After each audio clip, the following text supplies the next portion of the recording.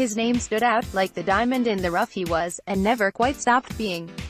Joe Quigley, Santi Cazorla, Rohan Ince, Matej Delac, Yohan Cabaye, Yaya Toure, Craig Spooner, Stephen Ireland, Ryan Loft, James Collins, Emre Can.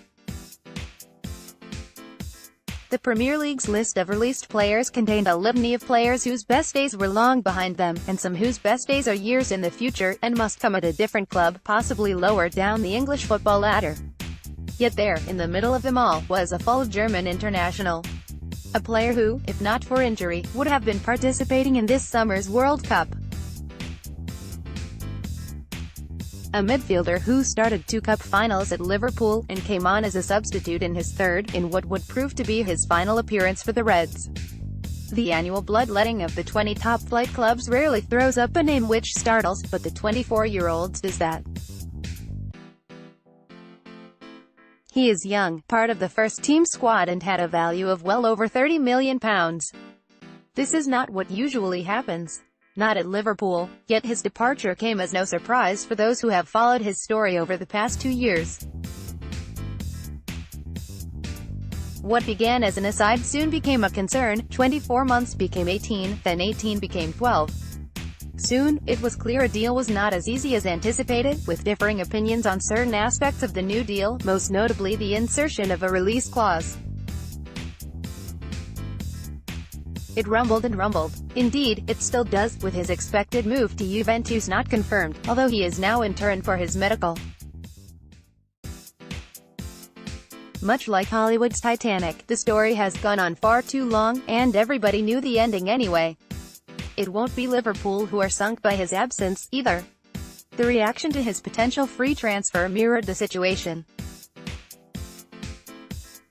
As his departure became likelier, the less bothered supporters became. Part of that will be down to the natural fickleness of football fandom, but there is also weight in their emotions. In a squad which is founded on team spirit and genuine desire to succeed at Anfield, Andy Robertson, now a KOP idol, is the epitome of that. There is no room for players who don't comply. Unfairly, but understandably, Can's refusal to commit was seen as that.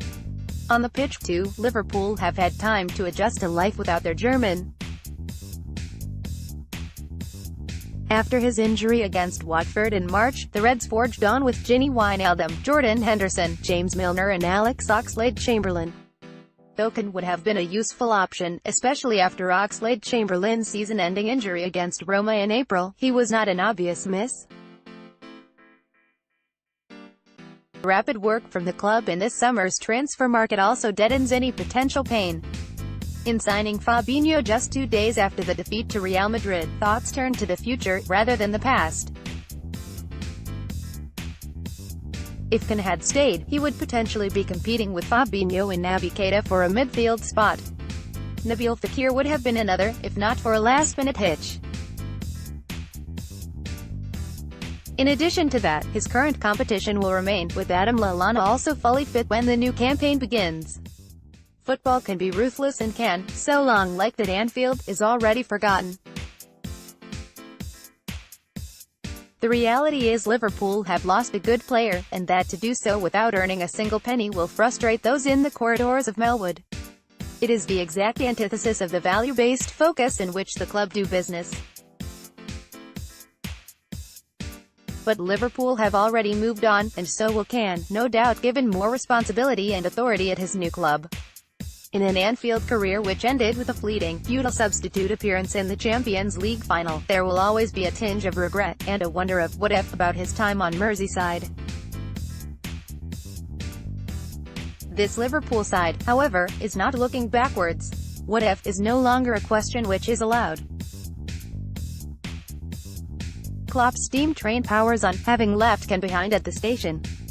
Even after a turbulent few weeks in the transfer market, the ease in which the Juve-bound midfielder departed demonstrates how Liverpool are approaching this summer, and how Klopp has approached the job so far. Focus on the solutions, not the problems. It's a breakup best for both parties.